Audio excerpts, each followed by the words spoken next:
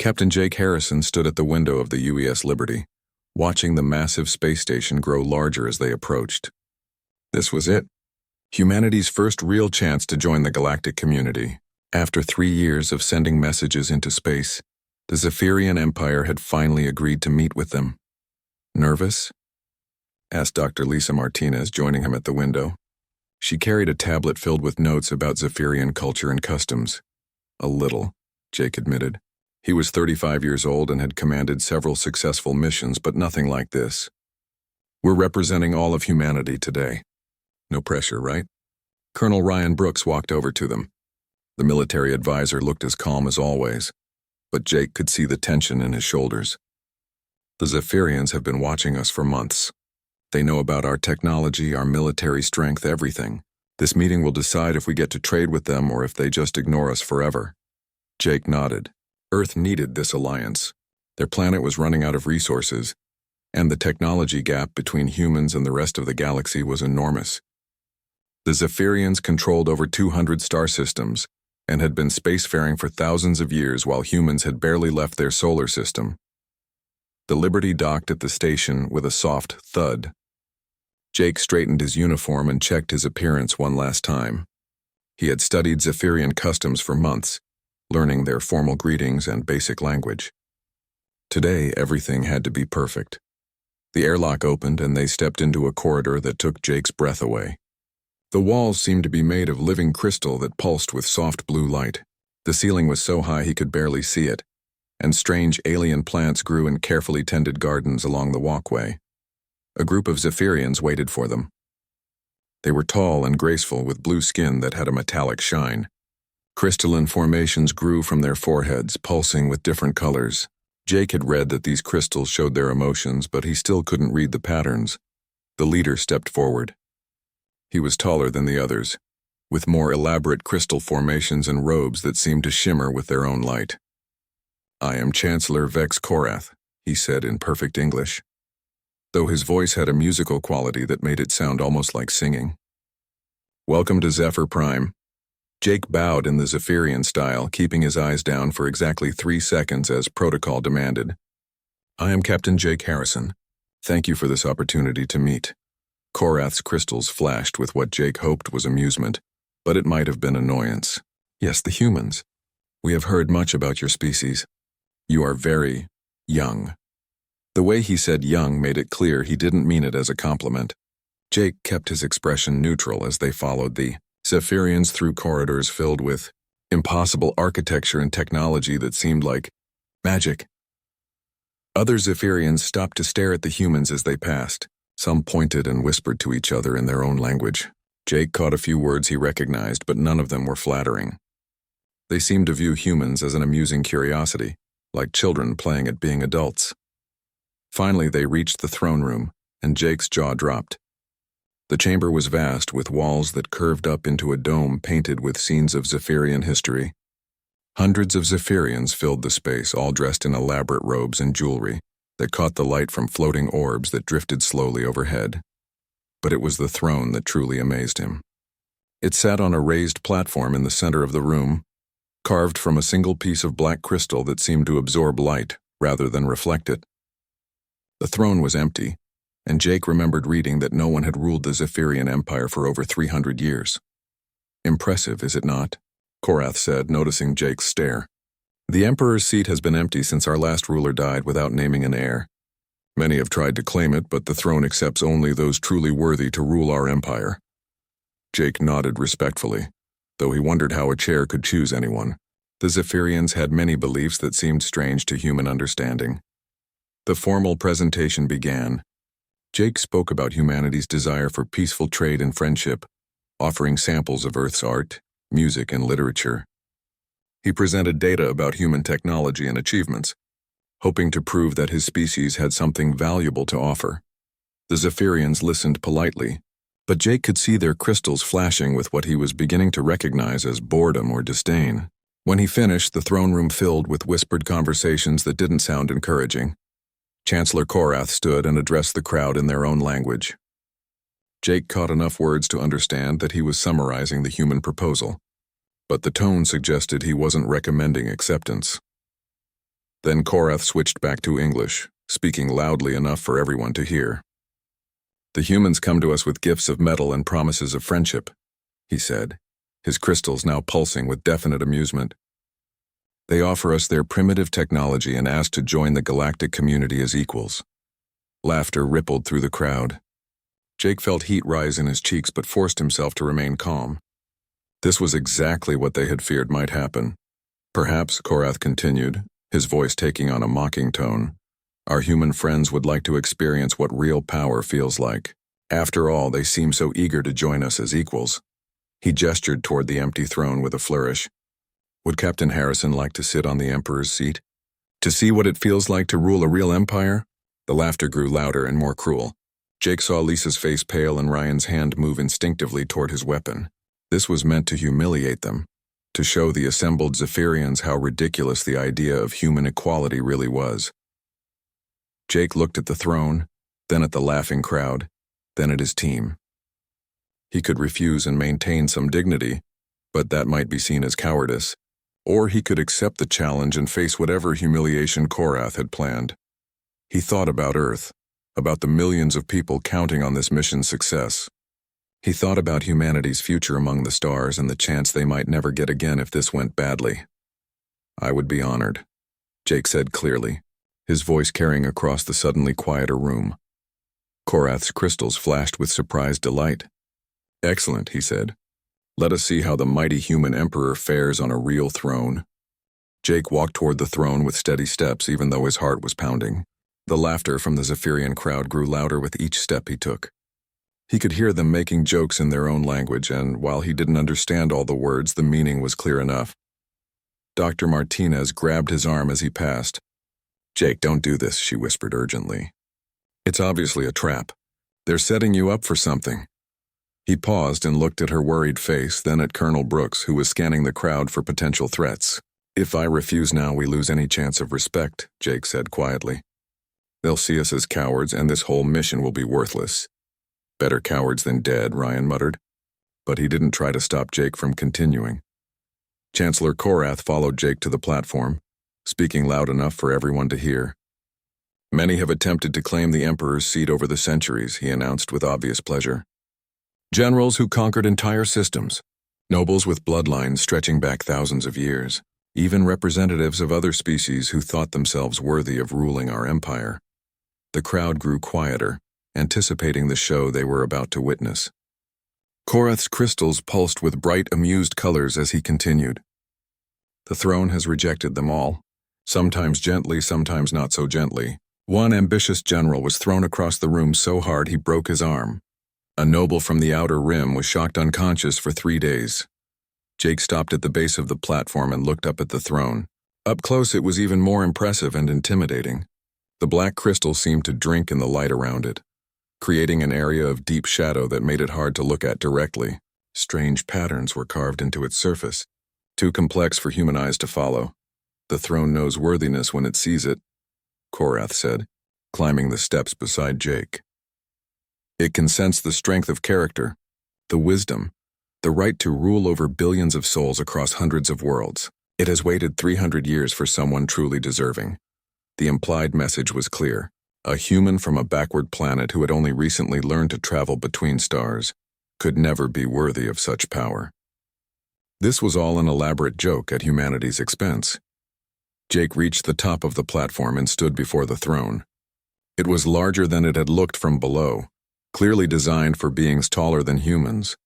The armrests were carved with symbols that seemed to shift and change when he wasn't looking directly at them. "Please, Captain Harrison," Korath said with exaggerated politeness. "Take your place on the Emperor's seat." The crowd had gone completely silent now. Hundreds of Zephyrian faces watched with eager anticipation. Jake could see recording devices floating in the air, capturing every moment for posterity. This humiliation would probably be broadcast across the Empire. Jake sat down slowly, expecting the worst. Maybe the throne would shock him, or throw him off, or do something even more painful. He braced himself for impact and tried to maintain his dignity no matter what happened. For a moment, nothing occurred. The throne felt like cold stone beneath him, uncomfortable and unwelcoming. Jake began to wonder if the whole thing was just superstition, if the throne was simply an old chair with no special properties at all. Then warmth began to spread through the crystal beneath him. It started as a subtle change, barely noticeable. But within seconds, the warmth became a gentle glow that emanated from deep within the black crystal. The carved patterns on the armrests began to shine with the same light, growing brighter by the moment.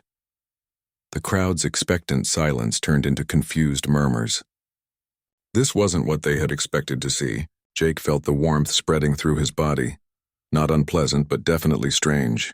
It was as if the throne was examining him, learning about him from the inside out.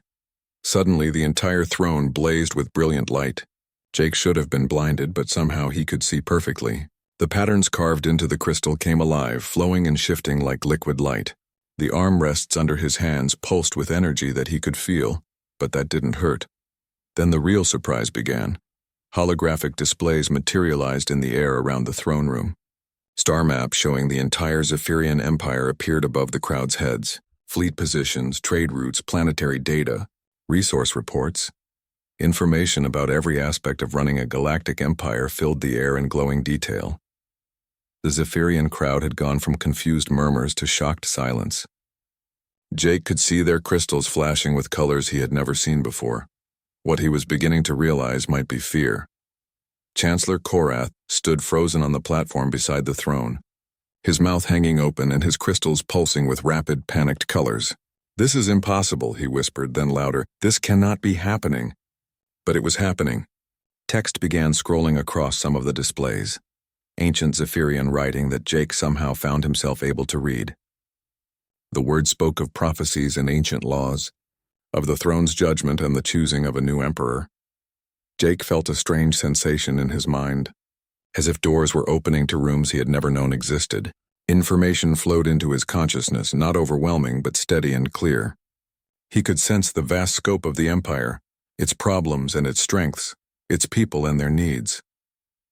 The throne was not just accepting him, it was connecting with him, sharing its knowledge and preparing him for responsibilities he had never imagined. "The throne has chosen," announced a voice that seemed to come from everywhere and nowhere. Jake realized with shock that it was his own voice, but changed somehow, amplified and given authority by the throne itself. "The Emperor's seat recognizes its rightful occupant." Chaos erupted in the throne room. Some Zephyrians fell to their knees in traditional submission to imperial authority. Others shouted in protest or disbelief. A few began backing toward the exits, apparently terrified by what they were witnessing. Chancellor Korath grabbed Jake's arm. "Get off the throne!" he demanded, his crystals now flashing with dark, angry colors. "You cannot be emperor. You are human. You are nothing." But Jake could not get up. It was not that the throne held him. He could leave if he chose to. But he was beginning to understand what had happened, and the weight of responsibility was settling on his shoulders like a heavy cloak. The throne had not chosen him as a joke. It had chosen him because he was worthy, because he had something the Empire needed. And now, whether he wanted it or not, he was the Emperor of the Zephyrian Empire. Dr. Martinez and Colonel Brooks pushed through the crowd to reach the platform, their faces showing a mixture of amazement and concern. "Jake," Lisa called out, "are you all right? What's happening?" Jake looked down at them from the throne that now felt like it had been made for him. The holographic displays continued to swirl around the room, and he could feel the vast empire stretching out beyond the station. "Waiting for his guidance, I think," he said carefully. "We're going to need to renegotiate our trade agreement." 3 hours later, Jake still sat on the throne, though the initial light show had faded to a gentle glow. The connection he felt to the Empire's vast network of information continued to flow through his mind. It was like having access to the largest library in the galaxy, combined with real-time reports from every corner of Zephyrian space. The throne room had mostly emptied, but heated arguments could be heard from the adjacent council chambers. Dr. Martinez and Colonel Brooks remained nearby, having set up a makeshift command post on the platform steps. The UES Liberty had been moved to a more secure docking bay, and its crew was on high alert. "The High Council has been in emergency session for 2 hours, Lisa reported, looking up from her tablet. "From what I can understand of the intercepted communications, about half of them want to accept the throne's decision, and the other half think this is some kind of human trick. Jake nodded, processing the information while simultaneously reviewing reports about border tensions with something called the Skorath Confederation. The throne fed him knowledge about the Empire's enemies, allies, trade partners, and internal problems. It was overwhelming and fascinating at the same time. "Any word from Earth?" he asked Ryan. "I sent a coded message 3 hours ago. By the time it reaches Earth and they send a response, we'll know a lot more about our situation here." The colonel paused. "Jake, I have to ask, can you actually get up from that thing? Because if you're stuck there, we need to know." Jake tested the connection carefully. The throne would release him if he chose to leave, but doing so would sever the link to the Empire's information network. More importantly, it would probably invalidate his claim to the emperorship and leave the Zephyrian Empire without a ruler.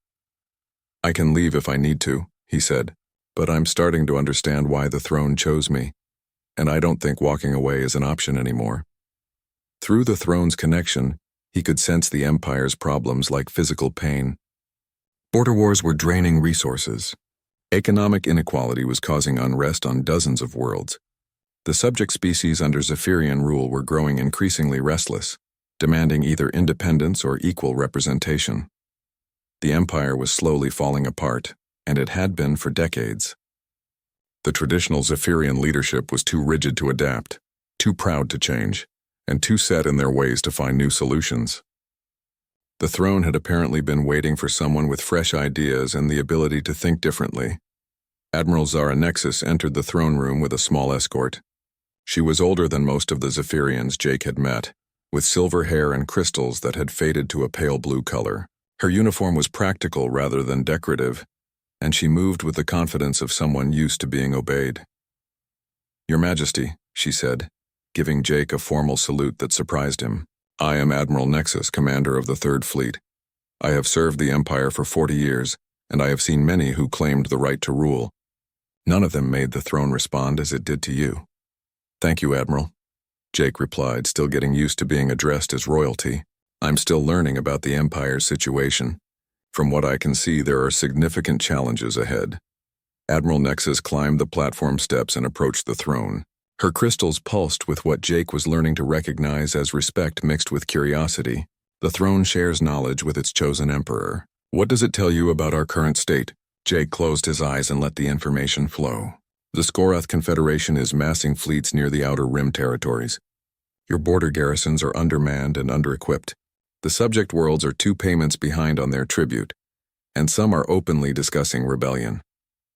Internal corruption has cost the Empire nearly 30% of its tax revenue over the past 5 years." The Admiral's crystals flashed with surprise. "That analysis would normally take our intelligence services weeks to compile. The throne truly has accepted you." She paused, studying Jake carefully. "The question is, what do you plan to do with this knowledge?" Before Jake could answer, Chancellor Korath burst into the throne room with a group of other officials. His crystals were flashing with angry red colors, and his robes were disheveled from hours of argument. "This farce has gone on long enough," he declared loudly. "The High Council demands that the human leave the throne immediately. There are procedures, laws, traditions that must be followed. An alien cannot simply claim rulership of our empire." Admiral Nexus turned to face the Chancellor, her hand resting on her weapon. "The throne has made its choice, Chancellor. Our own laws state that its decision is final and binding. Would you have us violate the most sacred traditions of our people?" "The throne was meant for Zephyrians," Korath shot back. "It was built by our ancestors, blessed by our priests, sanctified by centuries of proper rule. A human has no right to sit there." Jake stood up slowly and immediately felt the loss of connection to the Empire's information network. The throne's glow faded and the sense of vast knowledge slipped away. But he had learned enough in the past few hours to understand what needed to be said. "Chancellor Korath," he began, his voice carrying the formal tone he had heard Zephyrian officials use. "I did not seek this position. You offered me the throne as a joke, expecting me to be rejected and humiliated. When it accepted me instead, that was not my choice or my trick. It was the throne's decision." He gestured to the now dark crystal seat behind him. "For 300 years your people have searched for a worthy emperor. Generals, nobles, even other species have tried and failed. The throne waited because none of them were what the Empire needed." Jake stepped down from the platform. moving closer to the group of officials. Dr. Martinez and Colonel Brooks flanked him, but he waved them back slightly. This was something he had to handle himself. I may be human, but the throne saw something in me that it has not seen in anyone else for 3 centuries. Maybe it's because I come from outside your culture, outside your traditions and prejudices. Maybe it's because I can see solutions that you cannot. Chancellor Korath's crystals pulsed with skeptical colors. And what solutions do you think you can provide, human? What can you possibly understand about ruling an empire? Jake had spent his whole career solving problems with limited resources and competing interests. Leading a starship crew was not so different from leading an empire, just on a different scale.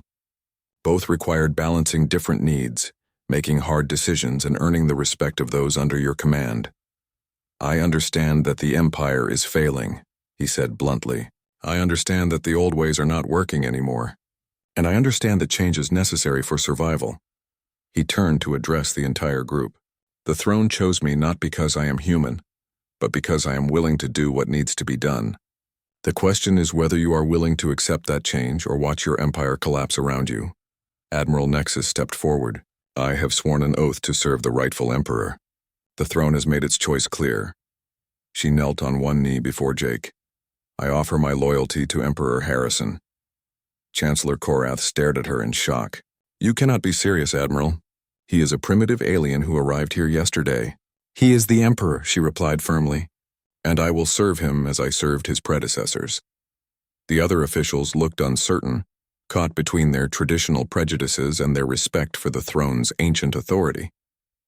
Jake could see the moment of decision approaching, knowing that what happened next would determine whether he ruled an empire or died in a civil war.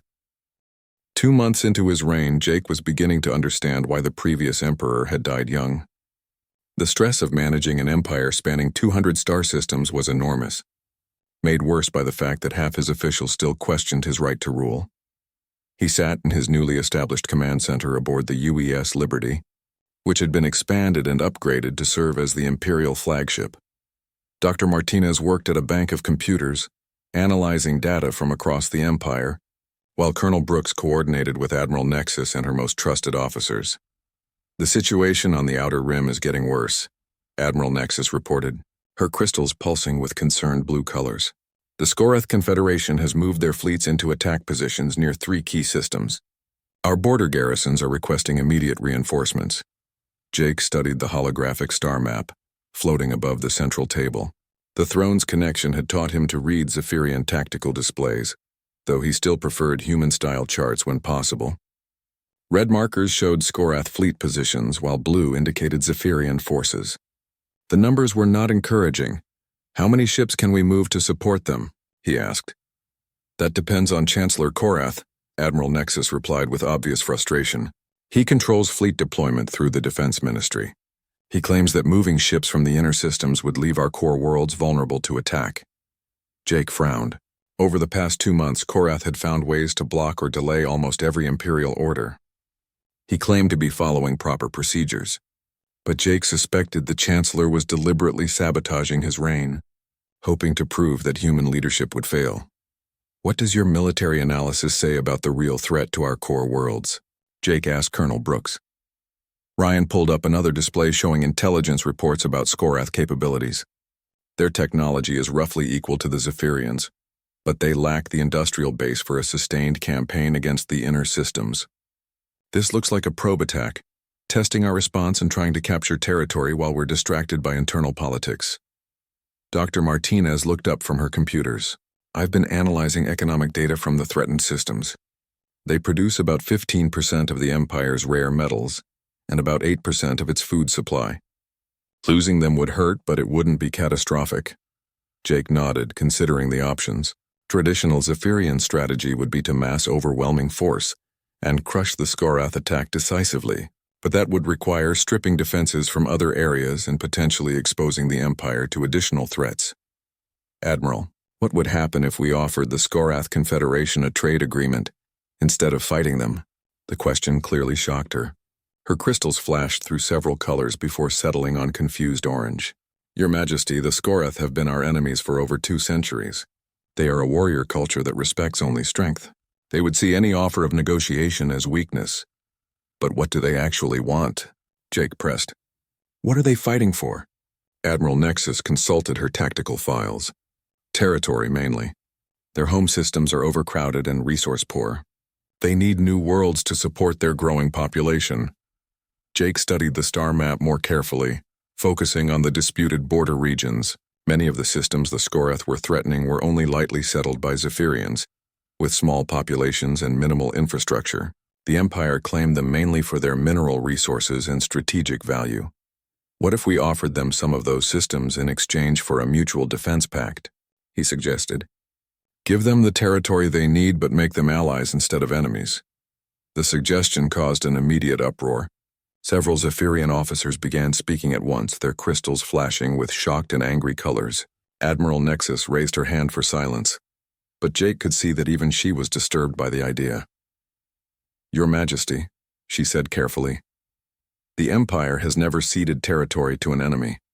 It would be seen as surrender, as proof that we have become weak under human leadership. It would also be seen as intelligent resource management, Jake countered. We spend enormous amounts defending systems that barely contribute to the Empire. If we can turn an enemy into an ally and reduce our military expenses at the same time, that's good strategy. Before the debate could continue, urgent alarms began sounding throughout the ship. A communications officer hurried over with a priority message tablet. Your Majesty, we're receiving reports of massive Skorath fleet movements. They've launched coordinated attacks on 12 systems simultaneously, including 3 major industrial worlds. Jake felt his stomach drop. This was no longer a limited probe. It was a full-scale invasion. He turned to Admiral Nexus. How long until we can get reinforcements to those systems? At least 6 hours for the nearest ones, 2 days for the furthest. By then, the initial battles will be over. Her crystals pulsed with grim determination. This is exactly what Chancellor Korath has been warning about. He will claim that your negotiations with other species made the Skorath think we had become weak. Jake realized that this was the test he had been dreading, his first major crisis as Emperor, and it was happening under the worst possible circumstances. If he failed to handle it decisively, Korath would have all the justification he needed to remove him from power. Get me a direct communication channel to Chancellor Korath, he ordered, and prepare the fleet for immediate deployment. Within minutes, Korath's image appeared on the main screen. His crystals were flashing with what Jake was learning to recognize as satisfied vindication. Your Majesty, he said with exaggerated formality, I assume you have been informed of the current crisis. Perhaps now you understand why your naive diplomatic approaches will not work with species like the Skorath. Chancellor, I need you to release the reserve fleets immediately. We have 12 systems under attack and need to respond with overwhelming force. Korath's crystals pulsed with false regret. I'm afraid that would be inadvisable, Your Majesty. Moving our defensive fleets would leave our core worlds vulnerable to a follow-up attack. Standard military doctrine requires that we maintain strong inner defenses. Jake realized that Korath was going to let the outer systems fall, planning to blame the defeats on human incompetence. It was a cold political calculation that would cost thousands of lives but might restore traditional Zephyrian leadership. I'm giving you a direct imperial order, Chancellor. Release those fleets now. With respect, Your Majesty, I cannot obey an order that would endanger the Empire's security. The Defense Ministry has procedures that must be followed. Jake looked around the command center at the faces watching him. This was the moment that would define his reign. He could accept Korath's refusal and watch the outer systems fall, or he could find another way to respond to the crisis. Admiral Nexus, he said quietly, do you still command the loyalty of your fleet captains? Yes, Your Majesty. My officers have sworn personal oaths to me and through me to you. Jake smiled grimly. Then we're going to try something the Skorath won't expect. Instead of massing our forces, we're going to split them up and hit the Skorath fleets individually, using speed and surprise instead of overwhelming numbers. It was a risky strategy that went against everything in Zephyrian military doctrine. But Jake had learned something during his connection with the throne. Sometimes the best way to win was to do what your enemy least expected. And if it fails, Admiral Nexus asked, then Korath gets his wish and the Empire gets a new emperor, Jake replied. But if it works, we might just save those systems and prove that new ideas can be better than old traditions. 6 months after sitting on the throne as a joke, Jake stood before the largest gathering in Zephyrian history. The Grand Assembly Hall on Zephyr Prime held representatives from over 50 different species, all gathered to witness the signing of the new Galactic Cooperation Treaty. The Skorath campaign had been a turning point. Instead of the crushing defeat Chancellor Korath had predicted, Jake's unconventional tactics had resulted in a stunning victory. By splitting his forces and attacking the Skorath fleets individually, he had prevented them from using their superior numbers effectively. More importantly, he had captured several Skorath commanders alive instead of destroying them. That decision had shocked everyone, including the Skorath themselves. In their warrior culture, capture meant death or slavery, but Jake had treated the prisoners with respect, learning about their people's needs and problems. Within weeks, he had negotiated the first peace treaty between the Zephyrian Empire and the Skorath Confederation in over 2 centuries. The old empire was built on conquest and domination, Jake said, addressing the assembled delegates. His voice was carried to every corner of the hall by advanced Zephyrian technology and translated simultaneously into dozens of languages. The new empire will be built on cooperation and mutual benefit. He gestured to the Skorath delegation, where General Krak Forthak sat in the place of honor. The massive reptilian warrior had become one of Jake's strongest supporters after their first meeting. Former enemies are now allies. Former subjects are now partners. The galaxy is large enough for all of us to prosper together. Dr. Martinez sat with the Earth delegation, which had arrived 3 months ago aboard humanity's newest starship. The UES Endeavor was built using Zephyrian technology shared freely as part of the new alliance agreements.